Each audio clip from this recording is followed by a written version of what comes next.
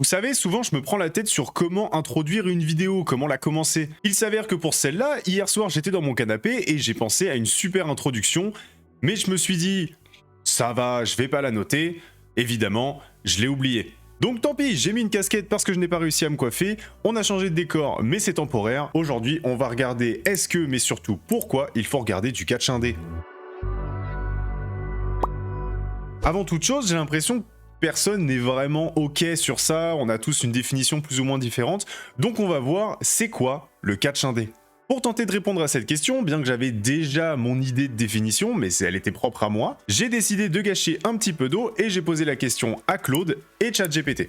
Comment peut-on définir exactement ce qu'est le catch indépendant? Sur les deux premières lignes, leurs deux définitions étaient presque exactement les mêmes. Ce bon vieux Claude m'a dit « Le catch indépendant ou indie wrestling désigne toute promotion ou pratique du catch professionnel qui opère en dehors des grandes fédérations mainstream, principalement hors de la WWE et autrefois hors de la WCW. Définition centrale, c'est un écosystème de fédérations, de lutteurs et d'événements qui fonctionnent de manière autonome, sans contrat exclusif avec les grandes compagnies, souvent sur des circuits locaux ou régionaux avec des budgets modestes et une grande liberté créative. » Mais après cette définition, j'avais déjà un problème, c'est-à-dire que Claude ne comptait pas AEW. Alors est-ce un oubli de sa base de données, ou tout simplement qu'il considérait AEW comme une promotion indépendante? Malheureusement, selon sa définition, AEW n'est clairement pas une promotion indépendante. Bref, après il m'a parlé des caractéristiques principales, le plan économique, créatif, plan de structure, etc. etc. Mais j'avais déjà un petit souci avec ce qu'il me disait, vu qu'il me disait que TNA par exemple c'était entre l'indie et le pas indie. Non, TNA c'est pas indie. Donc je suis allé demander à GPT. Et bien que dans mon utilisation quotidienne ce soit souvent l'inverse, cette fois j'étais bien plus en accord avec Gepetto. Je lui ai posé exactement la même question et voici sa réponse. Le catch indépendant, ou indie wrestling en anglais, désigne l'ensemble des fédérations de catch qui ne font pas partie des grandes entreprises mondiales dominantes. Jusque là c'est pareil, à la petite différence qu'il me dit comme WWE ou All Elite Wrestling. On aura donc déjà une définition un petit peu plus actuelle. Sur la même base que Claude, il m'a donné des caractéristiques précises, sauf que celles de GPT sont bien plus intéressantes. On peut les définir par plusieurs caractéristiques. Structure plus petite et autonome, les promotions indépendantes fonctionnent souvent à l'échelle locale ou régionale avec des budgets bien plus modestes. Catcheurs freelance, les catcheurs ne sont généralement pas liés par des contrats exclusifs et peuvent travailler pour plusieurs fédérations différentes. Style plus libre et expérimental, le catch indépendant est souvent associé à davantage de créativité, des matchs plus techniques ou plus violents et une proximité plus forte avec le public. Suffit de voir la différence entre un show AEW, CMLL, WWE, NJPW dans des énormes arènes voire des stades et des shows indépendants dans des bien plus petites salles. Rôle de laboratoire, beaucoup de grandes stars ont commencé dans l'indépendant avant de rejoindre les grandes ligues, par exemple CM Punk, Seth Rollins ou Kevin Owens. Il me cite que des catcheurs WWE, mais en vrai aujourd'hui sur la plupart des catcheurs professionnels, c'est un peu 90% des catcheurs professionnels qui sortent de l'indie, ce qui est normal. Et un point très intéressant, une diffusion plus limitée. Les shows ont souvent lieu dans de petites salles, gymnases ou centres communautaires avec une diffusion via streaming, YouTube ou plateformes spécialisées. Et ça, c'est hyper important pour notre définition. Avant de conclure par, en résumé, le catch indépendant correspond surtout à une scène parallèle, plus flexible et moins industrialisée, en dehors des grands groupes internationaux du catch professionnel. Et ce mot d'industrialisation, je trouve qu'il est hyper important pour notre définition du catch indépendant.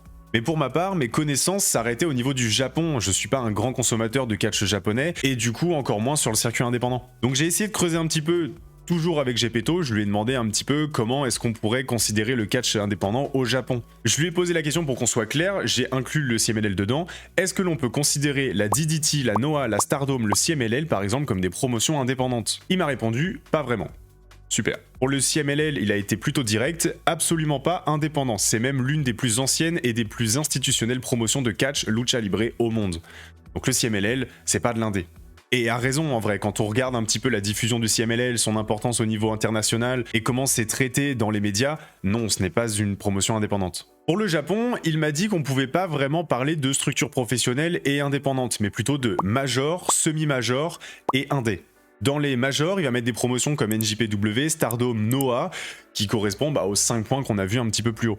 Dans les semi-majors, donc on est entre l'indé et le pro, il va mettre la DDT, la JPW, la GLIT, la TJPW, Marigold ou Sendai Girls. Ce sont des exemples. Et dans le pur Indie, il m'a cité Marvelous, Ice Ribbon, Freedom, etc., etc. Je me mets à la Freedom d'ailleurs, c'est très bien. En gros, si je comprends bien, tout se jouerait au niveau diffusion, structure et visibilité à l'échelle nationale ou internationale. En gros, le catch indépendant, c'est tout ce qui regroupe des structures à échelle nationale avec une diffusion limitée et des talents que l'on pourrait considérer comme freelance. Il y a toujours des exceptions, par exemple Nick Gage qui est encore aujourd'hui le seul et unique catcheur sous contrat à la Game Changer Wrestling, la plus grosse structure de catch indé au monde, mais c'est un espèce de contrat presque honorifique plus qu'autre chose. Ça n'en fait pas pour autant une promotion professionnelle si on suit la logique de tout à l'heure. Donc dans les gros poissons, on va avoir WWE, AEW, CMLL, NJPW, TNA, etc., etc. Pour illustrer tout ça, la plus grosse structure indépendante au monde, ça se passe aux États-Unis, c'est la GCW, comme je vous ai dit. For sure. Ouais, j'essaie de faire de l'humour avec des mèmes, mais je suis trop vieux. En Europe, on va avoir tout ce qui est Progress Wrestling, Rev Pro en Angleterre, VXV en Allemagne, et au Japon, comme la frontière elle est un petit peu floue, on va dire Marvelous, Ice Ribbon, etc., comme je vous ai dit tout à l'heure. Ça, c'est pour les très grosses structures indé. Après, il y en a partout, c'est-à-dire que vous avez une promotion de catch à côté de chez vous qui fait de temps en temps des galas, c'est une promotion indépendante au même titre que Game Changer Wrestling. La seule différence, ça va être au niveau de diffusion. Bref, j'espère que tout le monde est ok pour cette définition, en tout cas c'est celle que je partageais. Alors oui, vous allez me dire c'est facile, Gepetto, il me donne une définition que j'aime bien, c'est un peu celle que j'avais aussi. Et le vrai problème avec le catch, c'est comme ce n'est pas un sport compétitif, beaucoup de gens ont cette image de le circuit indé, ce sont les amateurs, c'est comme au foot, ça aurait été, je sais pas, le championnat régional. Non, c'est pas ça. On peut pas considérer le catch de la même façon qu'on considère le football, c'est pas possible, ou le basket, ou qu'importe. Ce n'est pas parce que tu es un catcheur important du circuit indépendant que tu n'es qu'un catcheur d'une ligue amateur. Ça ne marche pas comme ça dans le catch. Et à juste titre, c'est ce que me disait Gepetto en me citant par exemple historiquement la PWG ou des structures comme ça, qui sont des structures très très importantes dans l'histoire du catch, et surtout des structures ultra renommées au niveau de la qualité du catch. Tout ça pour dire que je vous ai publié une vidéo en début de semaine où je vous demandais si vous étiez consommateur de catch indépendant. Si oui, qu'est-ce qui vous plaisait dedans, et sinon ce qui vous empêchait de regarder, ou tout simplement ce que vous n'aimiez pas dans le catch indépendant.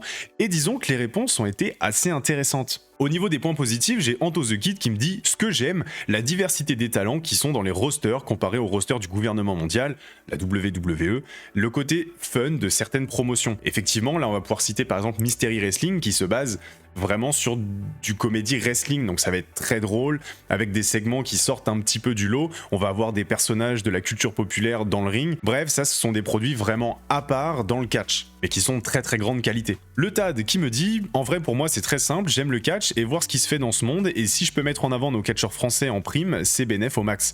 Puis les fédérations indé ont tout approuvé, du coup la plupart des shows ont l'obligation de proposer du bon contenu pour faire venir du monde, donc la soirée se passe généralement bien. C'est plus ou moins vrai, évidemment pour plein de raisons. Je ne suis pas d'accord avec ça, c'est-à-dire que les promotions indépendantes, évidemment tu vas avoir des promotions qui sont moins impactantes, moins intéressantes et de moins bonne qualité, mais c'est selon les shows, c'est comme d'hab, ça va dépendre de ton roster, ça va dépendre de ton show, de ton booking, ça dépend de plein de choses, et c'est exactement pareil pour les promotions professionnelles, il n'y a rien qui change, c'est la façon de faire du catch. Will Garcia qui a donné un point que je partage énormément. Ce que j'aime dans le catch indépendant de façon générale, autant catch indépendant américain qu'européen, c'est ce côté intimiste, que ça soit dans la disposition des salles où les fédérations se produisent, parfois même la taille du ring, et puis le fait de sortir de ce côté grosse machine des grandes promotions. Je partage énormément ce truc-là.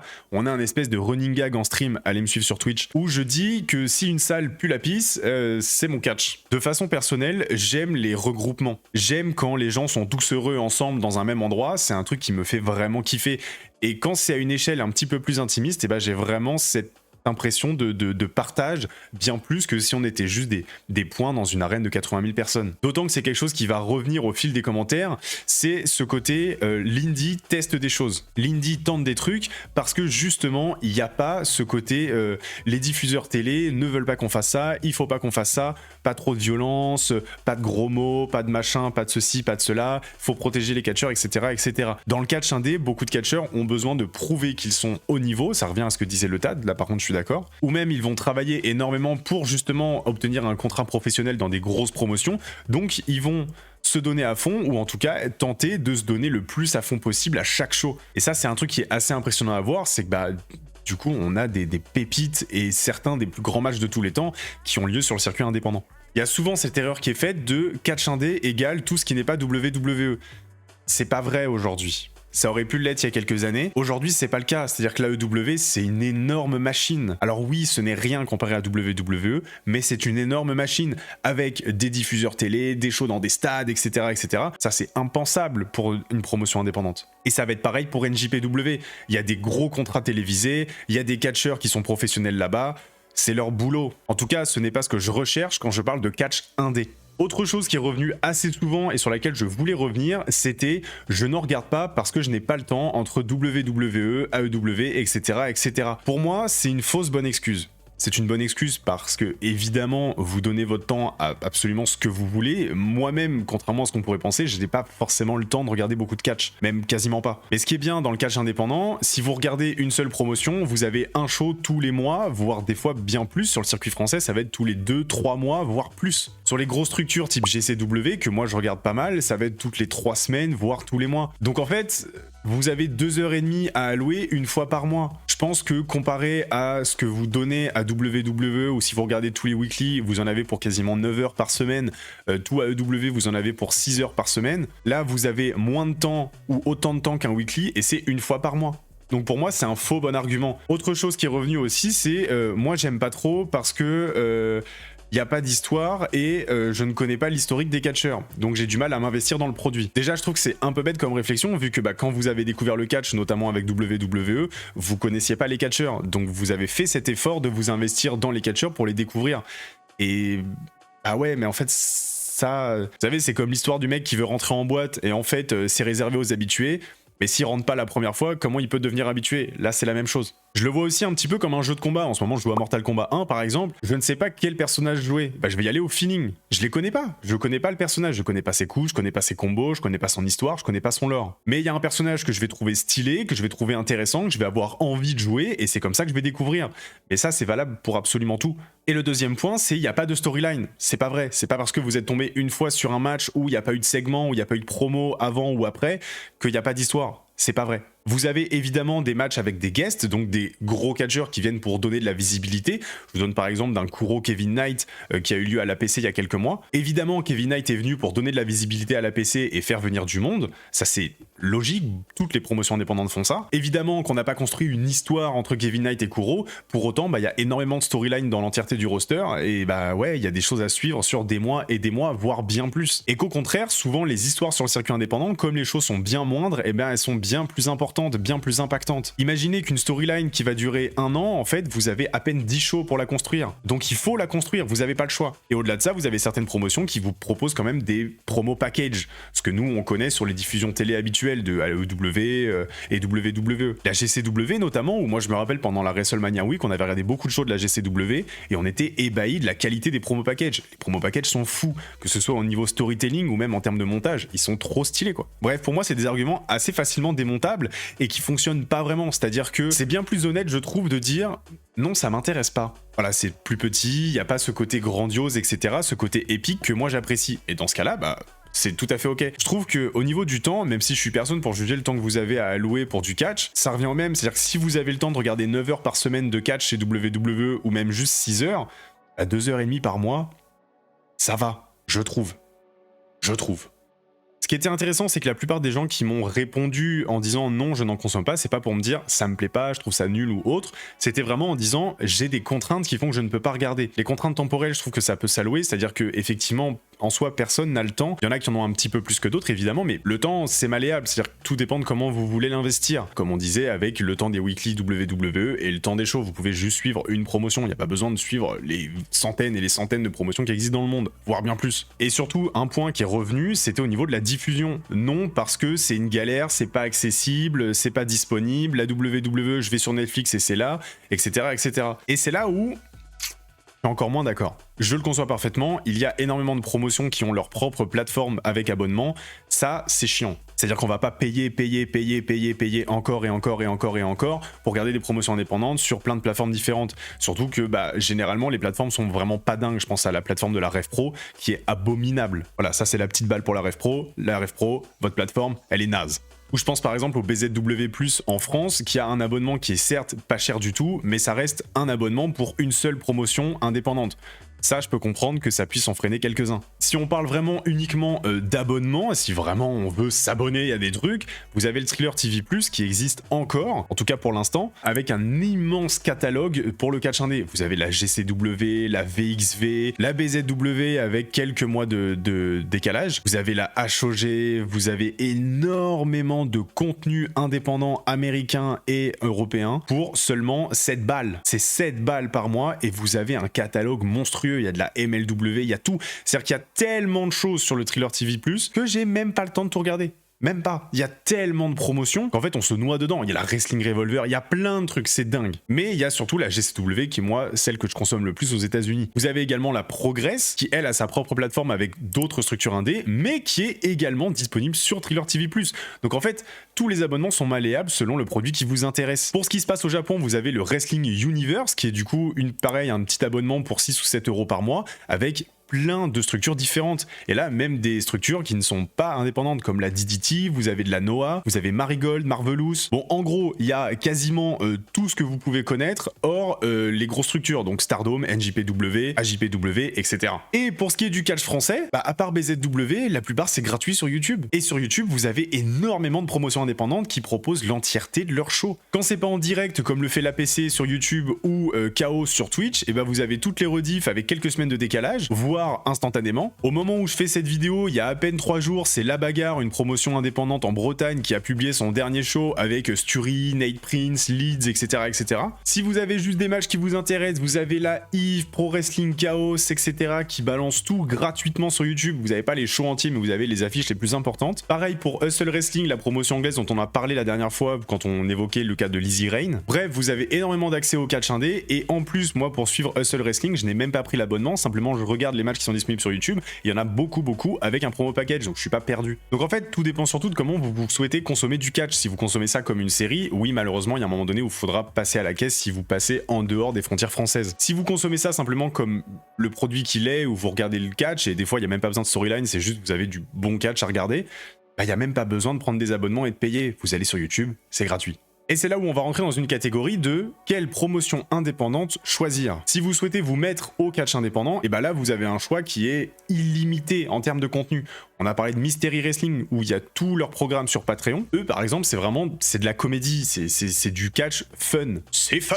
Vous avez des Battle Royale avec des hommes invisibles, des chaises, Ghostface, Freddy les Griffes de la Nuit, etc. etc. Là c'est génial, mais je peux comprendre que c'est pas un produit pour tout le monde. Dans tout ce qui est catch un petit peu plus classique, vous allez avoir presque l'entièreté des promotions indépendantes. Tout ce qui se fait par exemple en France, KO, APC, Freya pour du full féminin. Du côté de la Belgique, vous avez Bodyzoy. En Angleterre, on a parlé de Progress, RevPro, Hustle. Ça, c'est tout ce qui est, on va dire, catch que l'on connaît tous. Pour ceux qui me suivent un peu partout, vous savez qu'en ce moment, moi, j'aime bien le catch un peu plus violent, un peu plus hardcore. Et même si ce n'est pas la base de l'entièreté de la promotion, là, on va aller plus sur GCW, donc Game Changer Wrestling, dont on n'arrête pas de parler depuis tout à l'heure. Mais également au Japon, Freedom, promotion à laquelle je me suis mis il y a très peu de temps grâce à mon modo Nick Mondo Junior, que je salue. Tout ça pour dire que du catch indé, il y en a partout et pour tout le monde. Et donc en accès, tout dépend de ce que vous souhaitez. Le petit problème du catch indé, c'est qu'une fois qu'on s'y met, on a envie de tout voir, parce que la plupart des catcheurs, ils vont sur tous les circuits. Ça ne veut pas dire que vous ratez des storylines, c'est pas le cas, mais en fait, comme ils vont sur tous les circuits, vous avez envie de rattraper tous vos catcheurs préférés,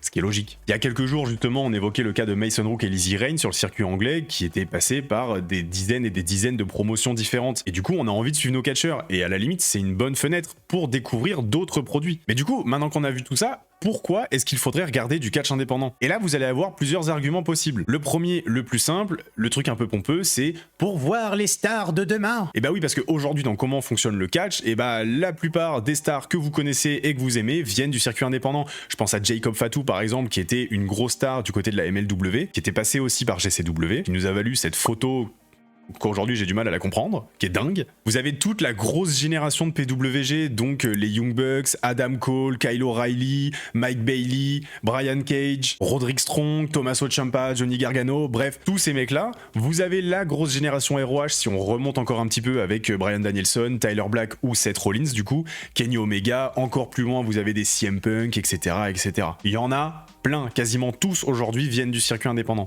Et donc ceux que vous découvrez sur le circuit indépendant, peut-être que demain, ils deviendront des stars. On en avait parlé justement la semaine dernière avec Rain Leverkusen, Lizzie Rain et Mason Rook, Will Cruz. J'avais oublié son nom pendant une demi-seconde. Et ça, c'est vrai que c'est même pas une question de flex, c'est juste une question de suivre la carrière d'un catcheur. C'est beau. Quand on prend l'exemple en France de Ricky Sosa qui a vachement buzzé ces derniers mois, et bah pour beaucoup, on l'a découvert du côté de la Belgique, du côté de la BZ, du côté de l'APC, du côté de KO. Aujourd'hui, le voir signer à la TNA et potentiellement demain dans des plus grosses structures encore pour Aigle Blanc ou Elio Lefleur qu'on a découvert en France qui est maintenant chez WWE, bah c'est génial en fait. Et ça donne un sentiment de fierté et de progression de ce qu'on regarde qui dépasse même tout ce qui existe dans le storytelling. Là, c'est pas fake, c'est beaucoup plus beau.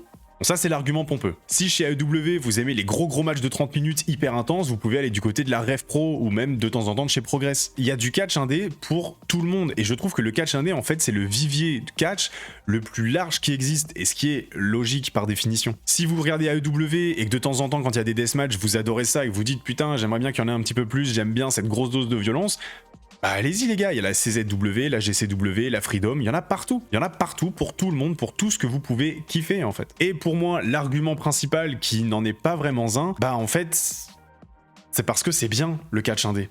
On oublie le côté, moi j'aime les petites salles, la proximité avec le public, on connaît les catcheurs, on s'en fout, ça c'est pompeux. On prend le produit pur comme il est. C'est bien le catch indé. Le catch indé, c'est pas la Ligue 3, c'est pas la nationale, c'est pas la régionale, c'est pas le truc en dessous, c'est pas vrai. Le catch indé, c'est du catch, avec effectivement des catcheurs qui sont en progression parce qu'ils viennent de débuter, mais pour autant ça les empêche pas d'envoyer des grosses dingueries et parfois bien mieux que ce que vous pouvez voir à la télé toutes les semaines, mais aussi parce qu'il y a énormément de catcheurs qui n'ont jamais signé, soit par volonté, soit par possibilité ou quoi que ce soit. Si vous aimez des catcheurs comme Gunther, Ilya Dragunov, Pete Dunne et tous ces mecs-là, leur meilleur match en carrière c'est sur le circuit indé pour la plupart, et NXT UK aussi. Si comme moi, vous faites partie des nostalgiques de NXT Black and Gold à dire « Oh, c'était trop bien, j'aimerais trop qu'on ait un produit comme ça », mais NXT Black and Gold, excusez-moi l'expression, mais c'est juste du suçage du catch indépendant. Hein.